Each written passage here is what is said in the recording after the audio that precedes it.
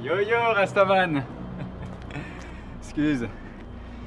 Il reste de la place? Je me suis fait virer de mon ancien plan et je suis grave en galère, t'as vu? Il y a moyen de se poser ici? Il reste de la place. Ok, cool. Dis-moi, ils sont comment les crevards dans cette baraque? Ils sont pas trop chiants, hein? Dis-moi, garçon, comment étaient les gens de l'endroit d'où tu viens? C'était des vrais bâtards. Une bande de menteurs, égoïstes, de vrais porcs. Je te jure que je vais pas les regretter, ces enfoirés, hein? Hélas, tu trouveras les mêmes ici. Mais sois quand même le bienvenu. Yo man. Yo man. Eh.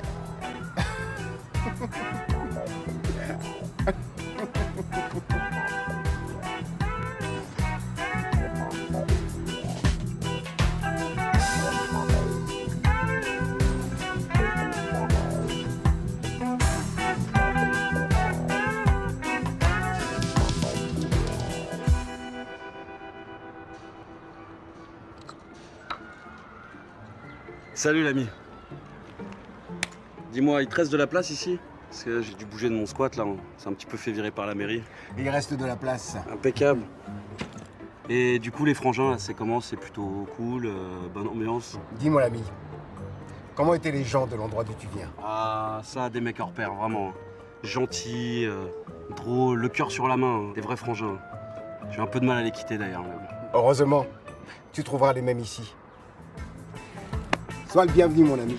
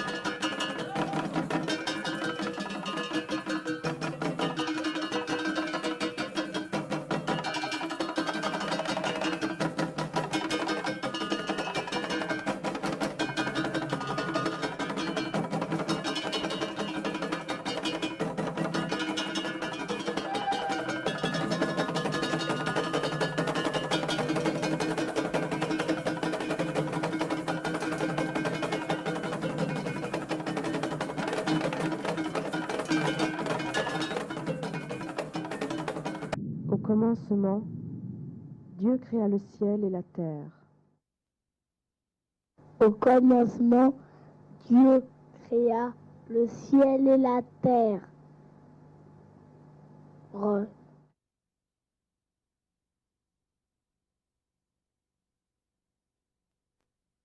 Dieu créa l'homme à son image. Il le créa à l'image de Dieu. Homme et femme, il les créa. Dieu créa l'homme à son image, il le créa à l'image de Dieu. Homme et femme, il les créa.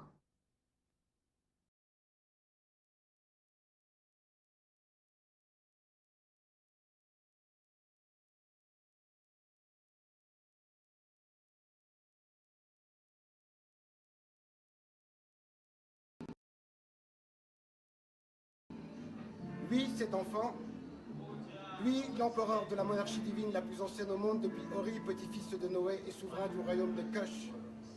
Lui, Djeki, homme-dieu du continent noir. Tafari Makonnen est né le 16 mai 1884 selon l'ancien calendrier julien ou d'après l'actuel calendrier grégorien, le 23 juillet 1892 durant une forte tempête de pluie. C'était l'hiver éthiopien.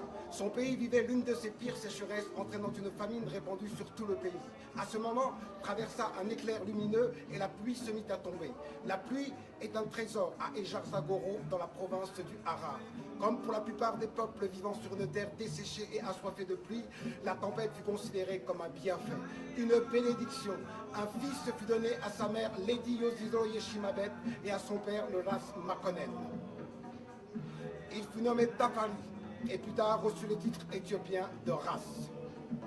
À travers la connaissance que le peuple avait des prophéties, les éclairs, l'orage, étaient des manifestations parfaitement appropriées pour sa naissance. Mais avant sa naissance, se disaient ces mêmes prophéties, une grande famine sévirait pendant 3 longues années. Ce retour de 2 saisons de pluie dans la même année confirma l'identité et la destinée de l'enfant. Le peuple qui marche dans les ténèbres voit une grande lumière. Sur ceux qui habitent le pays de l'ombre de la mort, une lumière resplendit.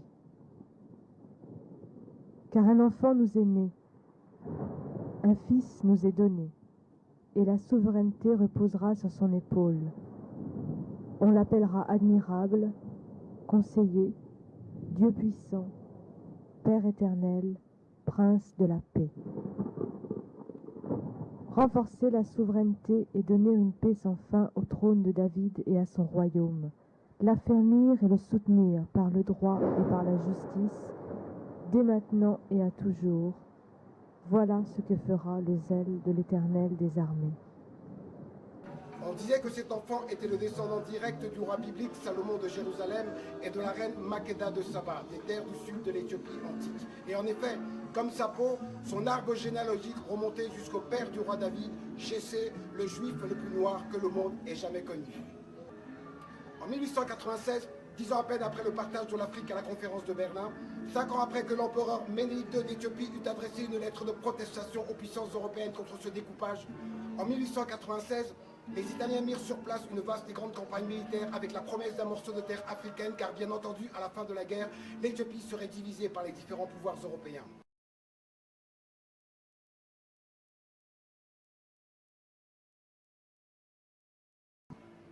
La bataille eut lieu à Hadwa.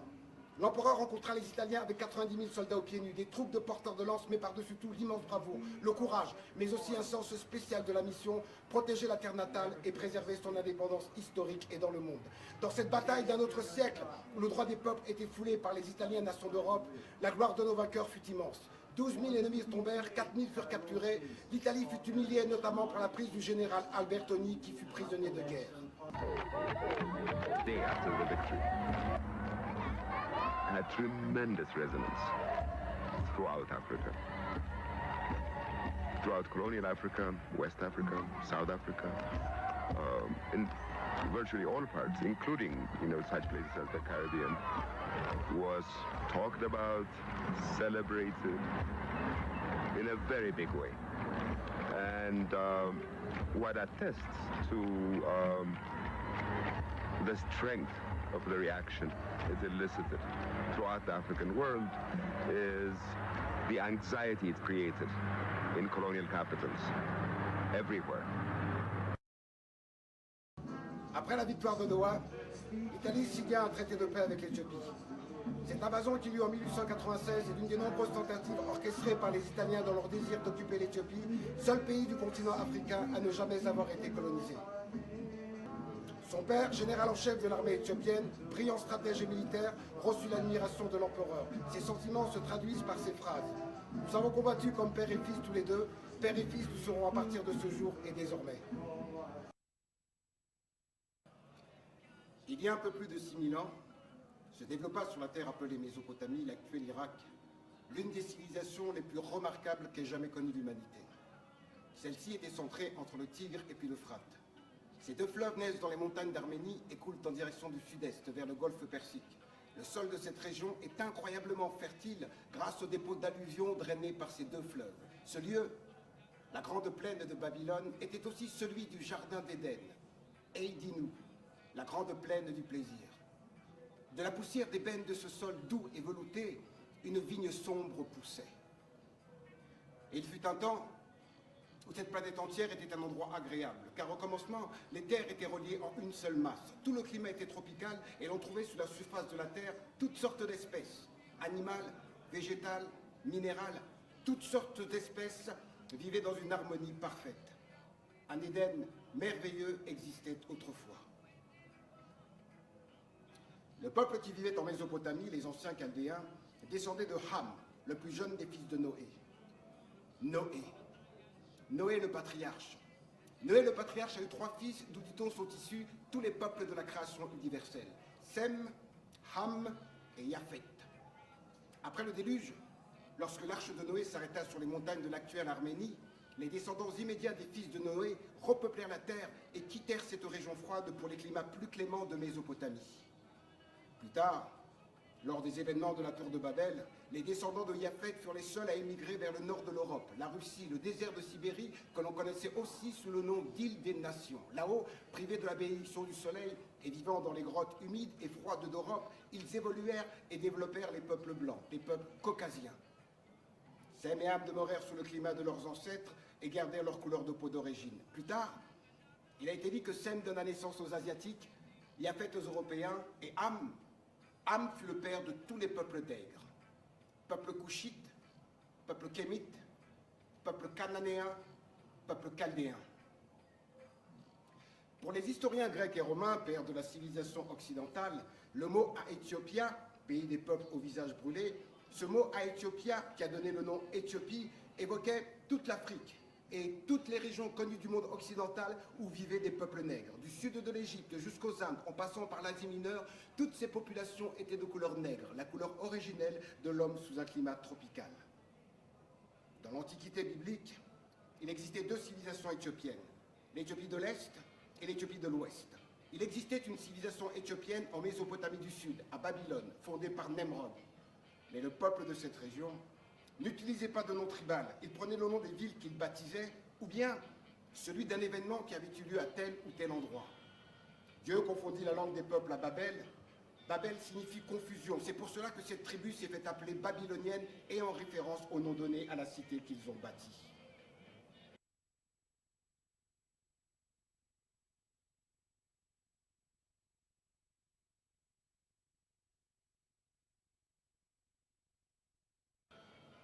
Pour échapper à une famine, Abraham et moins d'une dizaine de familles hébreux doivent quitter le territoire de Canaan pour se rendre en Égypte. Protégé par Pharaon, et après avoir vaincu plusieurs rois, Abraham est béni par Melchisédek, roi de Salem et prêtre du Très-Haut. Après tous ces événements, l'Éternel Dieu fait de lui l'héritier de l'alliance divine, fondement de la théologie originelle. Ce monde doit être sauvé par la bienveillance de Dieu et c'est le peuple hébreu des origines, dépositaire de la promesse divine, qui doit établir en entraînant l'humanité tout entière le règne de Dieu sur terre. La reconnaissance du Dieu unique, la fin des injustices et la paix universelle. De retour à Canaan, Abraham engendre Isaac. Isaac engendre Jacob, plus tard appelé Israël, ce qui veut dire Dieu combat, Dieu soutient. La tribu de Juda, 4e fils de Jacob Israël, était la tribu la plus grande de toute la maison d'Israël. La tribu de Juda, 4e fils de Jacob Israël, était la tribu qui produisait le gène, l'espèce, la donne tribale qui se mélangeait parmi les autres tribus de toute la maison d'Israël. La tribu de Juda, 4e fils de Jacob Israël, était la tribu qui régénérait les autres tribus de toute la maison d'Israël. La tribu de Juda, 4e fils de Jacob Israël, était la tribu qui gouvernait les autres tribus de toute la maison d'Israël. La tribu de Juda, 4e fils de Jacob Israël, était la tribu d'où sortaient les rois de toute la maison d'Israël, car la tribu de Juda, 4e fils de Jacob Israël, était la tribu la plus noble de toute la maison d'Israël.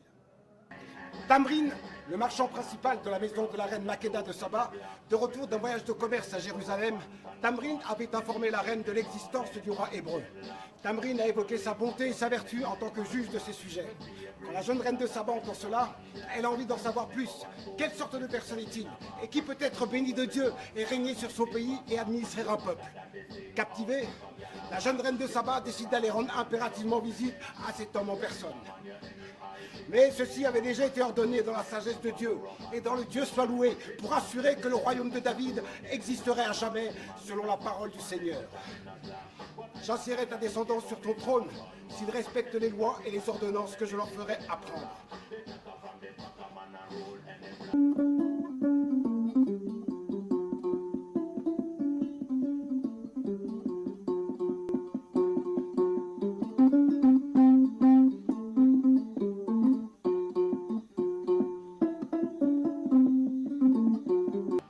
La jeune reine s'est mise en route accompagnée de sa nombreuse suite. En partant pour ce voyage, elle emporte avec elle beaucoup de cadeaux, des bijoux rares, des pierres précieuses, des épices, des parfums, des choses qui ne se trouvent qu'en Éthiopie. Tout cela comme présent pour le roi Salomon.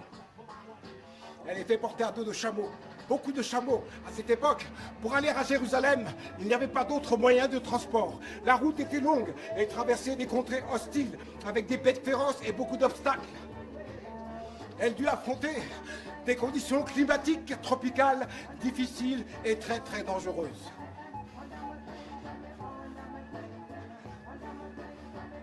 L'un des nombreux cadeaux que la reine de Saba fit au roi Salomon, et elle en fit beaucoup, fut 3 grands bateaux chargés de bois de son pays, l'Afrique.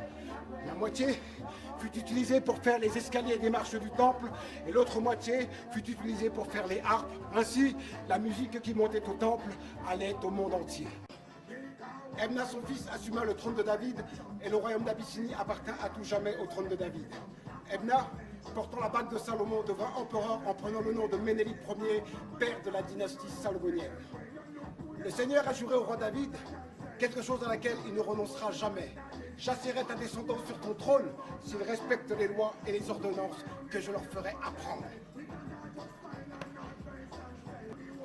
Garde le commandement sans tâche, sans reproche, jusqu'à l'apparition de notre Seigneur Jésus-Christ, que manifestera en son temps le bienheureux et seul souverain, le roi des rois et le Seigneur des seigneurs, qui seul possède l'immortalité, qui habite une lumière inaccessible, que nul homme n'a vue ni ne peut voir.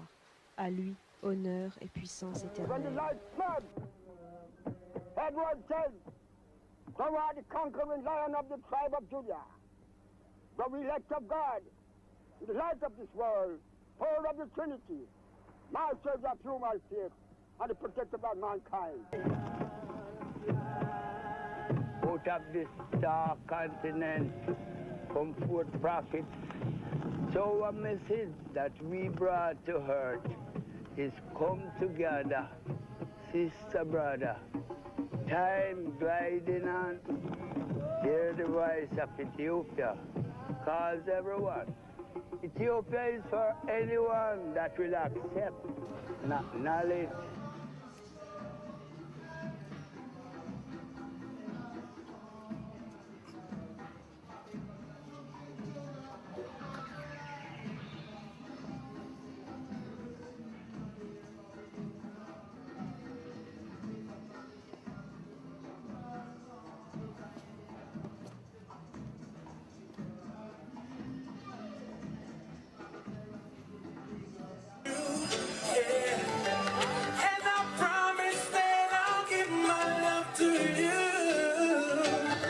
Cause you're the kind of woman who always knows the right things to do. When I hold you, baby, I'm never gonna let you go. Cause I need my lady. When I hold you, baby, I'm never gonna let you go. Cause I need my Listen, I look for the newspaper on the TV, and I say the world is going crazy. Who's that? Put my mind, change it, put my mind. Put my mind, change it, put my mind. Come follow me. Put my mind, change it, put my mind. Listen, I'm this fellow, I'm gonna tell the world. I mean to know. Tell me how the world I run, so me to know. Come on, want my children to grow, me to know. Maybe the right direction where you go, tell me. I got the pressure, I'm a blow it, I go, me to know. Tell me how the world I run, so me to know. Come on, want my children to grow, me to know. Maybe the right direction where you go, tell me. I got the pressure, I'm selecting, also so man on the stone. When I call my dog, we are lying in the town. Where I jump out of the sky. Fishes on turn on this, I bleach them face. And I look like a cloud. Man, I know man in the cover, nada. Cause I didn't get so baggy. They bought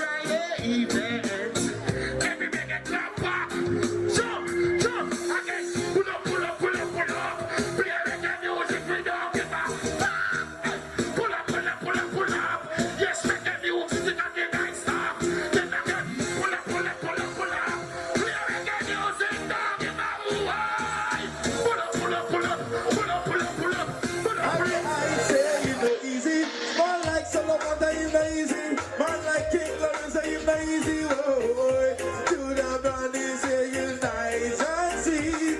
I look out in the gun already out there. Better see them steady, boy. In the morning, where you say.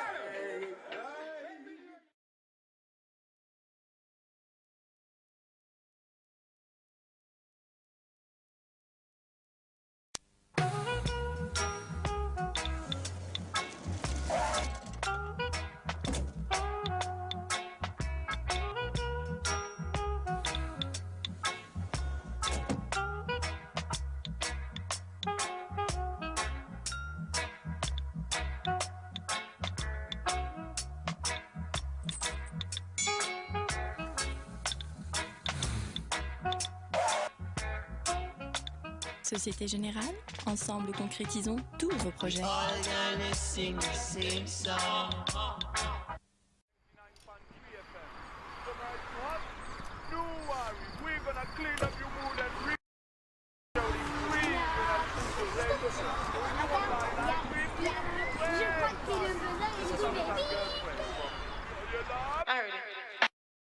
This is what we say, one love,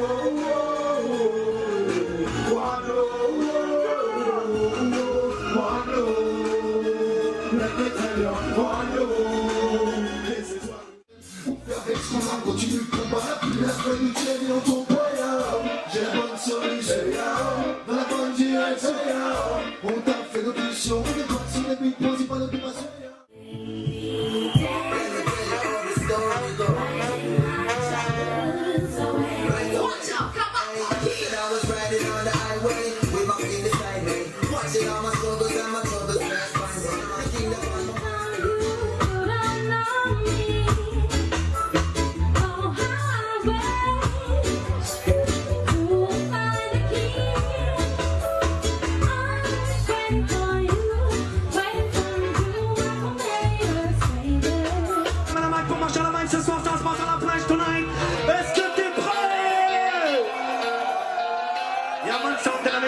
Encore une fois, pour autant, et t'en dans la main pour te foutre le fire.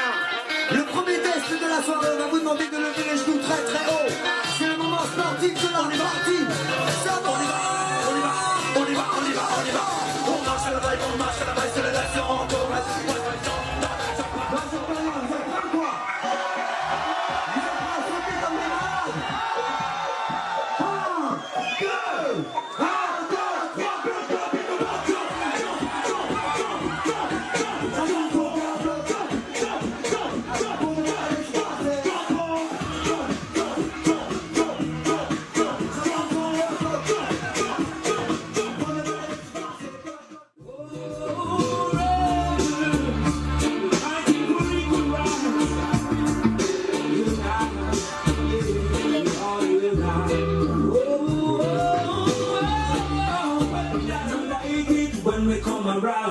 Pure high grade and the place burn down. Blaze up the chalice and the rock to the sound. Now when the wind blows out, it's a ground. What do you say, I say? Kingston Town, London Town, Kingston Town, Remo. London Town, we are the rubber. Kingston Town, we are the rubber. Rest at the maximum on the right still, you know? Reaching out to the lovers in our area.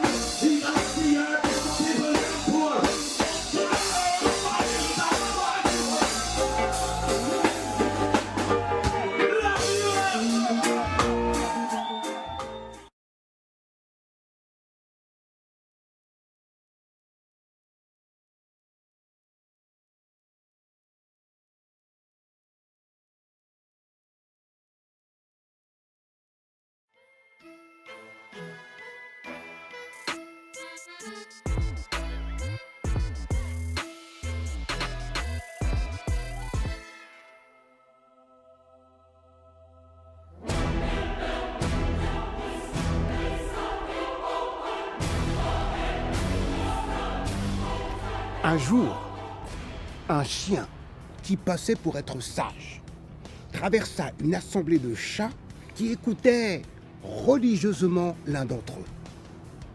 Ils ne prêtaient pas attention aux chiens tant ils étaient absorbés par les paroles de l'orateur. Il disait « Priez mes frères, priez avec ferveur. Si vous priez avec suffisamment de foi, il tombera des souris du ciel. »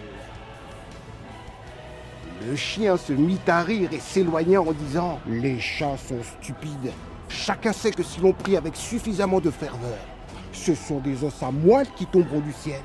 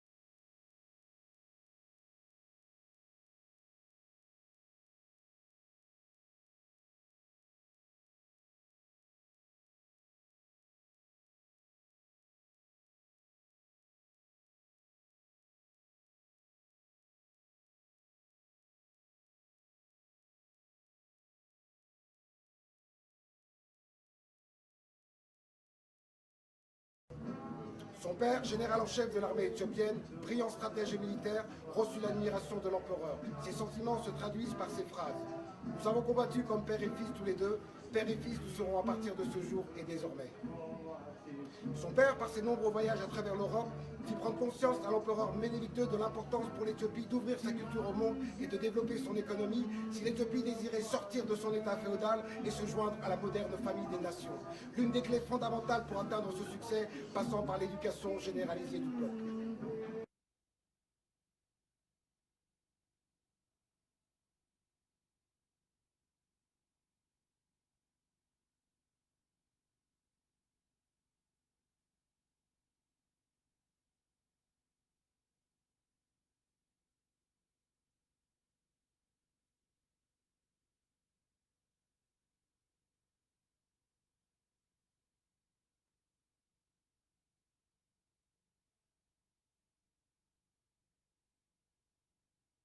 L'empereur Ménélique II nous a quittés.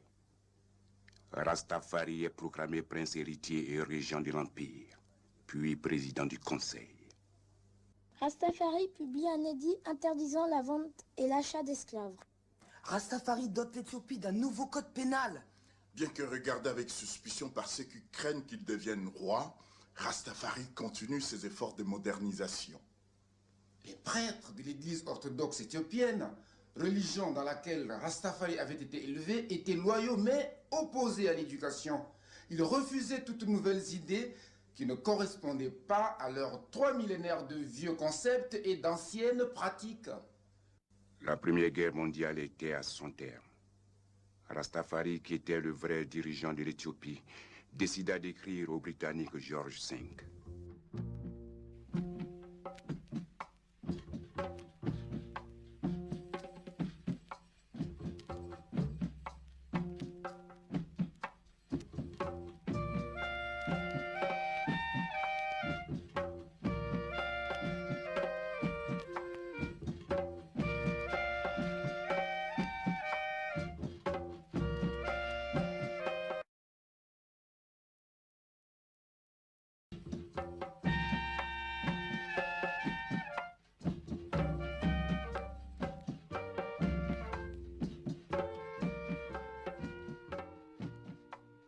Rastafari avait complètement rompu avec les vieilles traditions éthiopiennes, qui étaient de tenir la barrière fermée aux étrangers.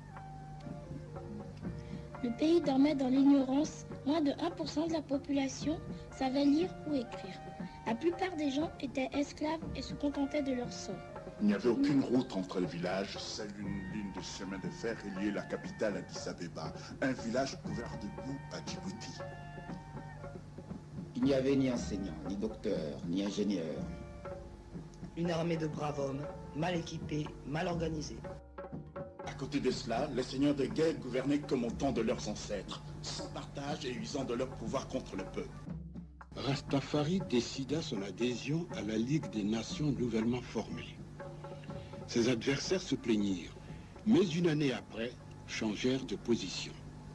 L'énigmatique Éthiopie était admise dans la scène internationale. L'Angleterre et l'Italie décidèrent de faire un pari de conquête sur les îles du lac Tana. Il est dit que les îles du lac Tana recèlent des couvents, les sépultures des rois et reines d'Éthiopie. Il est dit que la reine de Saba se réfugia dans l'une de ces îles à son retour de Jérusalem. Et il y naquit Ménélik Ier, son unique fils. Ils ne consultèrent pas le gouvernement éthiopien. Rastafari protesta à la Ligue des Nations. Pour connaître la sagesse et l'instruction, pour comprendre les paroles de l'intelligence, pour recevoir l'instruction du bon sens, justice, équité et droiture, la crainte de l'Éternel est le commencement de la connaissance. Les insensés méprisent la sagesse et l'instruction. Heureux l'homme qui ne marche pas selon le conseil des méchants, qui ne s'arrête pas sur le chemin des pécheurs, et qui ne s'assied pas sur le banc des moqueurs, mais qui trouve son plaisir dans la loi de l'Éternel, et qui médite sa loi jour et nuit. Il est comme un arbre planté près d'un cours d'eau, qui donne son fruit en son temps, et dont le feuillage ne se flétrit pas, tout ce qu'il fait réussit. Il n'en est pas ainsi des méchants, ils sont comme la paille que le vent dissipe. C'est pourquoi les méchants ne résistent pas au jour du jugement, ni les pécheurs dans la communauté des justes, car l'Éternel connaît la voie des justes, et la voie des pécheurs mène à la perdition.